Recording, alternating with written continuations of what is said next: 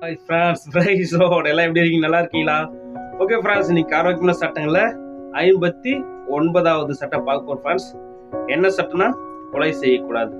Okay friends, இன்னொரு time சொல்றேன் friends, கொலை செய்யக்கூடாது. ஓகே ஃப்ரெண்ட்ஸ், நம்ம எப்போது போல ஒரு குட்டி பாட்டு பாட போறோம், ஒரு குட்டி வசனம் வாசிக்க போறோம், ஒரு குட்டி கருத்து பார்க்க போறோம் ஃப்ரெண்ட்ஸ். வாங்க ஃப்ரெண்ட்ஸ், நம்ம எல்லாம் சேர்ந்து போகலாம். இது பழைய பாடல் ஃப்ரெண்ட்ஸ். வாங்க நம்ம எல்லாம் சேர்ந்து போகலாம் ஃப்ரெண்ட்ஸ். வாங்க.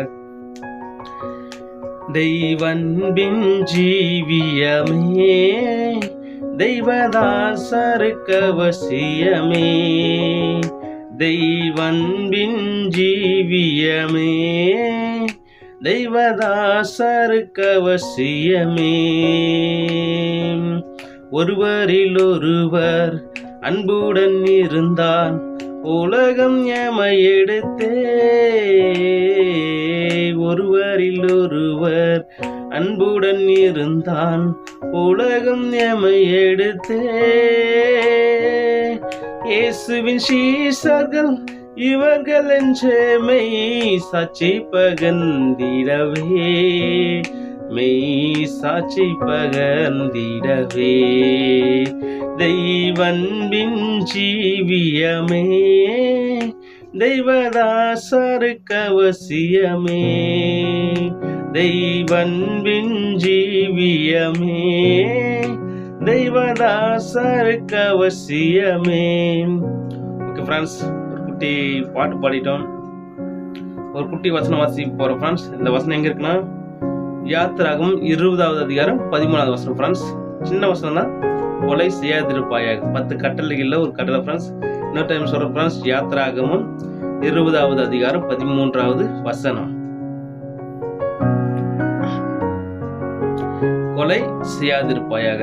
ஓகே ஃப்ரெண்ட்ஸ், இது ஒரு குட்டி வசனம் தான். ஓகே ஃப்ரெண்ட்ஸ், இந்த வசனத்தோட அர்த்தம் என்ன ஃப்ரெண்ட்ஸ்,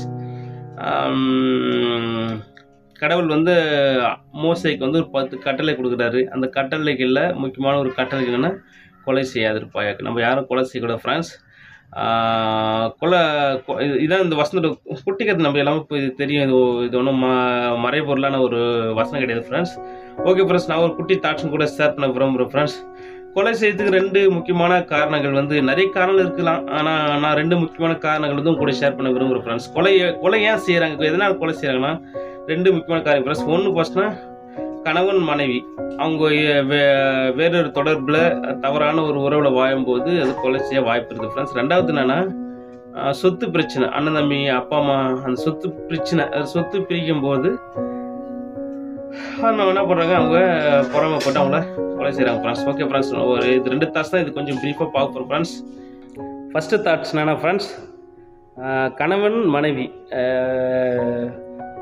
இன்றைய காலகட்டத்தில் இன்றைய நாட்களில் பார்த்தா ஃப்ரெண்ட்ஸ், அநேகர் பார்த்தோன்னா கணவன் சரியாக இருப்பார், மனைவி என்ன பண்ணுவாங்க, தவறான உறவில் வேறொரு ஆணோடு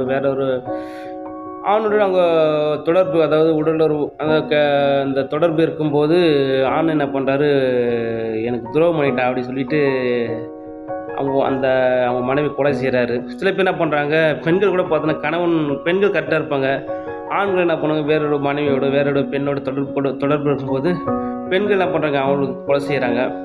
இது இந்த நாட்களில் இது அதிகமாக நடக்குது ஃப்ரெண்ட்ஸ். அதனால் அதாவது என்னென்னா, அவங்க சொல்கிற ஸ்டேட்மெண்ட் என்னென்னா, நான் ஜென்யூனாக இருக்கேன், நான் கரெக்டாக இருக்கேன், ஆனால் என் மனைவி சரியில்லை, அவங்க கொலை பண்ணிவிட்டு அவங்க கொடுக்குற வாக்குமூலம் என்னென்னா, என் மனைவி சரியில்லை, அவ்வளோதான், அதனால தான் அவளை கொலை செஞ்சேன் அப்படின்னு கணவன் சொல்கிறாரு. மனைவி என்ன சொல்கிறாங்க, என் கணவன் சரியில்லை, நான் உண்மையாக தான், நான் ஜென்யூனாக உண்மையாக இருக்கேன், அவருக்கு துரோகம் மாட்டேன், அதனால தான் அவளை நான் கொலை செஞ்சேன் அப்படின்னு சொல்லிட்டு நிறைய பேர் சொல்கிறாங்க. ஓகே ஃப்ரெண்ட்ஸ், நம்ம என் தாசனா ஃப்ரெண்ட்ஸ், ஒரு சின்ன பைபிள் ஒரு சின்ன ஒரு கதை இருக்குது ஃப்ரெண்ட்ஸ். என்னன்னா உண்மையான சம்பவம், கதை தான் சொல்கிறேன், கதையில் ஃப்ரெண்ட்ஸ் உண்மையான சம்பவம். அன்னை மரியாள் அவங்களுக்கும் யோசேப்பு அவங்களுக்கும் திருமண நாள் முடிவு பண்ணிட்டாங்க. திருமணம் நிச்சயம் பண்ணியாச்சு. அந்த டைமில் தேவதூதன் இது மாதிரி அன்னை மரியாள் அவங்க 2 பேர் கல்யாணம் கூடி வரத்துக்கு முன்னாடி 2 பேர் அவங்க இணையத்துக்கு முன்னாடியே பரிசுத்த ஆவியினால் ஏசப்பா அவங்க கருவில் உற்பத்தியாகி ஏசப்பா ஒரு கடவுளாகி இயேசு கிறிஸ்து மனோவதாரம் எடுக்கிறதுக்காக அந்த அம்மா சூஸ் பண்ணி அந்த அம்மா கர்ப்பத்தில் அவங்க பிறகுறாங்க ஃப்ரெண்ட்ஸ்.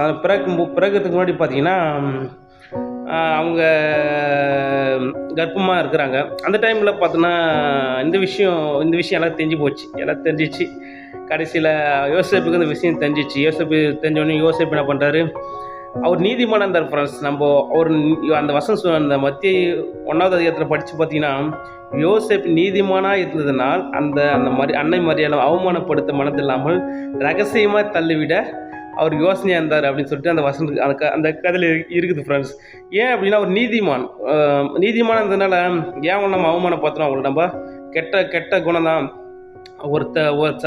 சரியான ஒழுக்கம்ல, சரியாக நடந்து கேட்டவ அவளை தள்ளி விடணும் அப்படின்னு சொல்லிட்டு ஒரு ஜெனியூனாக இருந்ததுனால நீதிமானாக இருந்ததுனால அப்படி நினைக்கிறார் ஃப்ரெண்ட்ஸ். அந்த டைமில் தேவதூதன் என்ன பண்ணுறாரு, யோசேப்பு கனவுல தோன்றி, யோசேப்பு நீ கஷ்டப்படாத, அது கடவுள் இந்த பூமியில் மனு அவதாரம் எடுத்து பிறக்கிறதுக்காக இது கடவுள் பண்ணின ஒரு வழி. இதை நீ அவளை சந்தேகப்படுத்த, அவள் தவறான குணம் இல்லை, வேறொரு ஆணோட தொடர்பு கொண்டு உற்பத்தியான பிள்ளை கிடையாது, இது பரிசுத்தமானது, கடவுள் மனு அவதாரம் எடுக்கிறது இது ஒரு வழி, நீ அவளை சேர்த்துக்கொள்ளுப்பா, அவளை நீ தள்ளி விடாத அப்படின்னு சொல்லிட்டு யோசேப்பு தேவதூதன் இந்த சொப்பனத்தில் சொல்லும்போது, கனவுல சொல்லும்போது யோசேப்பு அதை ஏற்றுக்கொண்டு அவங்க இருக்கிறாங்க ஃப்ரெண்ட்ஸ். இது ஏன் இந்த கதை அவங்க கூட சொல்ல வரேன்னா ஃப்ரெண்ட்ஸ், அவங்க அன்னை மாதிரி அவங்க பரிசுத்தமானவங்க, கடவுள் சூஸ் பண்ண ஒரு பரிசுத்தமான ஒரு பாத்திரம், கடவுள் பிறக்கிறதுக்கு ஒரு வழியாக தேர்ந்தெடுக்கப்பட்ட ஒரு பாத்திரம். ஆனால் உலக ரீதியாக பாருங்கள் ஃப்ரெண்ட்ஸ், உலக ரீதியாகவே அவருக்கு யோசேப்பு தெரியாது. ஆனால் யோசேப்பு என்ன பண்ணுறாரு, அவங்க தவறான உறவில் உற்பத்தியான குழந்தைன்னு சொல்லிட்டு ஒரு தவறாக நினச்சிக்கிறாரு. ஆனால் உலகத்தை நம்மத்தில் பாருங்க ஃப்ரெண்ட்ஸ், நம்ம மனைவியோ இல்லை கனவு தவறான உறவில் போகும்போது அவளை கொலை செய்யக்கூடாது ஃப்ரெண்ட்ஸ், அவளை விட்டுணும் ஃப்ரெண்ட்ஸ், அவளை கொலை செய்ய தேவையில்ல ஃப்ரெண்ட்ஸ். நீ ஏன் ஃப்ரெண்ட்ஸ் நம்ம அவங்கள கொலை பண்ணணும்? அவங்க தவறான உறவில் போகிறாங்களா, விட்டுடுங்க, அவங்க விட்டு அம்மா உங்கள் லைஃப் நீ பார்த்துக்க, கணவன் சரியில்லைனா மனைவி சொல்லுங்கள் உங்கள் லைஃப் பார்த்துக்குங்க, இல்லை மனைவி சரியில்லை கணவன் தான் உங்கள் லைஃப் பார்த்துங்க, நீங்கள் போங்கம்மா அப்படின்னு சொல்லிட்டு அவங்க தனியாக அனுப்பிச்சிடலாம் ஃப்ரெண்ட்ஸ், அவங்கள சேர்ந்து தேவையில்ல அவங்க தனியாக அனுப்பிச்சிடலாம். அப்படி இல்லை நான் அவளை தள்ளிட்டு இவங்களை கல்யாணம் பண்ணி இவங்களுக்கு நான் விவாகரத்து செஞ்சுட்டு நான் வேறொருத்தி கல்யாணம் பண்ண போகிறேன் அப்படின்லாங்க மனைவி இவருக்கு நான் தள்ளி விட்டுட்டு வேறொருவனை கல்யாணம் பண்ண போகிறேன்னா அப்படி கல்யாணம் பண்ணக்கூடாது ஃப்ரெண்ட்ஸ். நம்ம ஒன்ஸ் ஒரு டைம் தான் கல்யாணம். அப்படி வேற ஒருத்தர் கல்யாணம் பண்ண விரும்புகிற நீங்கள் அவங்கள மன்னிச்சு ஏற்றுக்குங்க ஃப்ரெண்ட்ஸ். அவங்க தப்புனா கூட அவங்கள புரிய வைங்க, மன்னிச்சு ஏற்றுங்க.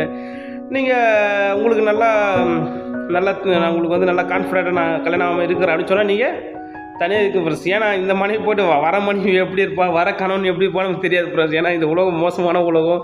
அதனால் கிறிஸ்டின் சொன்னால் கிறிஸ்டினாக இருக்கட்டும், கிறிஸ்டினாக இருந்தால் கூட ஆவிக்குரியனாக இருந்தால் கூட ஃப்ரெண்ட்ஸ், நம்ம கணவன் சரியில்லை மனைவி சரியில்லை தள்ளிட்டு நான் விவாகரத்து பண்ணிவிட்டு வேறொருத்தையும் நான் கல்யாணம் பண்ணுறேன்னு நினைக்கிறவங்க நீங்கள் அவங்கள மன்னிச்சு ஏற்றுக்குங்க. அப்படி இல்லையா, எனக்கு கல்யாணம் பண்ணிக்கலான்னு என் மனைவி எனக்கு வேணாம், என் கணவன் எனக்கு வேணாம், நான் தனியாகவே நான் கடவுளுக்காக வாழ்ந்துடுறேன், நான் பர்ஃபெக்டாக இருந்தாலும் கரெக்டாக நான் ஜெபம் பண்ணி அந்த புதிய ஏற்பாட்டில் அண்ணால் ஒரு அம்மா இருந்தது போல் நான் கடவுளுக்காக நான் உண்மையாக ஒத்துமா நான் ஆணுக்கான சேவை செய்கிறேன், நான் ஜெபத்துலேயும் உபவாசத்துலேயும் பரிசுத்தத்துலேயும் வேத தியானிப்பெலாம் நான் என் காலத்தை ஓட்டி நான் கடவுளுடைய ராஜ்யத்துக்கு நான் போக போகிறேன் அப்படின்னு சொல்லி இருக்கிறவங்க நீ தைரியம் தனியாக இருக்கலாம் ஃப்ரெண்ட்ஸ். ஓகே ஃப்ரெண்ட்ஸ், அதனால் என் கருத்தில் நான் ஃப்ரெண்ட்ஸ், நம்ம கொலை செய்யக்கூடாது ஃப்ரெண்ட்ஸ். நம்ம கணவன் சரியில்லைனா மனைவி கொலை பண்ணுறது, மனைவி சரியில்லை கணவன் கொலை பண்ணுறது முக்கியம் கிடையாது. ஏன்னா அவங்க மனம் திரும்ப ஒரு வாய்ப்பு இருக்கலாம், அவங்க மனம் திரும்பி ஒரு வாய்ப்பு இருக்கலாம். ஏன்னா யாரும் பர்ஃபெக்ட் கிடையாது ஃப்ரெண்ட்ஸ், யாரும் பிறகும்போது பரிசுத்தவாட்டி கிடையாது ஃப்ரெண்ட்ஸ்.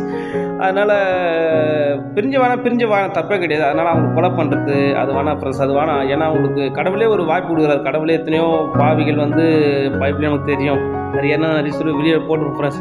5-6 கண்ணோடு வாழ்ந்தவங்களாம் மன்னிச்சு ஆண்டவர் ஏற்றுக்கொண்டிருக்காரு. அதனால் உண்மையான அன்பு, உண்மையான கணவன் சரியில்லைனா கூட மனைவி உண்மையான அன்பு வச்சுருந்தா அவளை மன்னிச்சு அவங்கள சேர்ந்து வாயினோட பரவாயில்ல, அவங்கள கொலை செய்யக்கூடாது ஃப்ரெண்ட்ஸ். அதேமாதிரி கணவனும் உண்மையான மனைவி மேலே அன்பு இருந்தால் அவன் மன்னிச்சு அவங்கள வாயில கூட பரவாயில்ல, தனி பிரித்து விட்டுடலாம். ஆனால் அவங்கள கொலை செய்யக்கூடாது ஃப்ரெண்ட்ஸ், நம்ம கொலை செய்யவே கூடாது ஃப்ரெண்ட்ஸ். நம்ம அவங்களுக்கு ஒரு காலத்தில் மனம் திரும்பி பரலூர் ஆயத்துக்கு அவங்க கடவுளே வாய்ப்பு கொடுப்பார் ஃப்ரெண்ட்ஸ். அதனால் தயவுசெய்து என் தாட்ஸ் வேணாம் ஃப்ரெண்ட்ஸ், யாரும் கொலை செய்யக்கூடாது. தயவுசெய்து கணவனும் மனைவியும் மன்னிச்சு மறந்து வாழுங்க. அப்படி இல்லைன்னா அவங்களை பிரிஞ்சு தனியாக வாழுங்க. கொள்ளலாம் செய்யக்கூடாது ஃப்ரெண்ட்ஸ். ஓகே ஃப்ரெண்ட்ஸ், இது ஃபஸ்ட்டு தாட்ஸ் ஃப்ரெண்ட்ஸ். ரெண்டாவது தாட்ஸ் என்னென்னா சொத்து பிரச்சனை. நிறைய பேர் என்ன பண்ணுவாங்க, அண்ணன் தம்பி 2-3 பேர் இருப்பாங்க. சொத்து பிரிக்கும் போது பார்த்தீங்கன்னா பல பிரச்சனை பண்ணுவாங்க. பல பிரச்சனை பண்ணி ஆஃப்டர் ஃப்ரெண்ட்ஸ் நம்ம நிறைய வீடியோ போட்டு 80-70 வயசு இந்த வாழ்க்கையில் நம்ம உயிர் போனால் நம்ம என்னத்தை எடுத்துன்னு போக போகிறோம் ஃப்ரெண்ட்ஸ்? ஒன்றுமே எடுத்துன்னு போக பார்த்து கிடையாது ஃப்ரெண்ட்ஸ். அதனால் நம்ம சொத்து அண்ணனுக்கு சரியாக நிறைய எடுத்துக்கணும், அண்ணன் நல்ல இடத்த எடுத்துக்கணும், தம்பி இந்த இடத்த எடுத்துக்கலாம், நல்ல இடத்த எடுத்துக்கலாம், எனக்கு நல்ல இடம் கொடுக்குன்னு சொல்லிட்டு அவங்களை பொறாமப்பட்டு நிறைய பேர் சொத்து பணத்துக்காக சொந்த கூட பிறந்த அண்ணனே கொலை பண்ணுறாங்க, கூட பிறந்த தம்பியை கொலை பண்ணுறாங்க, கூட பிறந்த பெற்று வளர்த்து எடுத்த அப்பா அம்மாவை கொலை பண்ணுறாங்க, கூட பிறந்த நம்ம சித்தப்பா பெரியப்பா சண்டை போடுறாங்க, கொலை பண்ணுறாங்க, கூட ரத்த உறவுகளான நம்ம கணவன் மனைவி கூட ஃப்ரெண்ட்ஸ் நம்ம சொத்து விஷயத்தில் கொலை பண்ணுறாங்க ஃப்ரெண்ட்ஸ். இது வந்து பெரிய பாவம் ஃப்ரெண்ட்ஸ். நான் ஏன் இதை சொல்கிறேன், நான் உத்தமமான நீதிமான இதெல்லாம் எனக்கு தேவையில்லை, என் சொத்தே தரப்பா, நீயே வச்சுக்கப்பா, நீ அக்கா நீயே வச்சுக்கோ, அண்ணா நீயே வச்சுக்கோ, தம்பி நீயே வச்சுக்கோ, அப்பா நீங்களே வச்சுங்க, மனைவி நீ ஒன்று சேர்த்து நீயே வச்சுக்குமா, சித்தப்பாவா பெரியப்பாவா பெரியம்மாவா நீங்களே வச்சுங்க, எனக்கு வேணா, நீ சந்தோஷமா அப்படின்னு சொல்லிட்டு நீங்கள் மன்னிச்சு பாருங்க ஃப்ரெண்ட்ஸ். உங்கள் இதயத்தில் அவ்வளோ பெரிய சந்தோஷம், சமாதானம், ஒரு இலைப்பாது, ஒரு நிம்மதி நமக்கு கிடைக்கும் ஃப்ரெண்ட்ஸ். ஆனால் நம்ம அதை விட்டு நம்ம கொலை பண்ணும்போது நம்ம ஜெயிலுக்கு போவோம், மனசாட்சி குற்றப்பட்டு அவங்க உயிரும் போவோம், நம்ம நித்தியத்தில் போகும்போது பல தண்டனை, பல நேரத்துக்கு பல கேள்வி இந்த பூமியிலேயே நமக்கு தண்டனை, நித்தியத்தில் போனால் நம்ம தண்டனை ஃப்ரெண்ட்ஸ். அதனால் நம்ம கோபம் வரும், டென்ஷன் வரும், ஏமாற்றிட்டாங்களேன்னு துரோகம் பண்ணிட்டாங்களேன்னு ஒரு பெரிய ஆதங்கம் மனசில் வரும். அதுவும் நான் கடந்து வந்துருக்கேன் ஃப்ரெண்ட்ஸ். அதுமாரி நம்ம கண்டிப்பாக நம்ம பணத்தை நான் இந்த சொத்துக்கள் ஏமாத்திடலாம், நமக்கு தெரிஞ்சு நமக்கு உடலுக்கு போகிற ரத்தமே நம்ம ஏமாத்திடலாம், விட்டுருங்க ஃப்ரெண்ட்ஸ். அதெல்லாம் விட்டுருங்க, மன்னிச்சு விட்டுருங்க ஃப்ரெண்ட்ஸ். அதனால் அதுக்காக அவங்கள போய் கொலை செய்து அது பெரிய பாவம் ஃப்ரெண்ட்ஸ். நம்ம கொலை செய்யக்கூடாது. உண்மையான அன்பு நமக்கு அண்ணன் மேலே அப்போ நம்ம உறவுகள் மேலே உண்மையான அன்பு இருக்கும்போது நம்ம எப்படி ஃப்ரெண்ட்ஸ் நம்ம கொலை பண்ணுவோம், நம்ம கொலை பண்ண மாட்டோம் ஃப்ரெண்ட்ஸ்.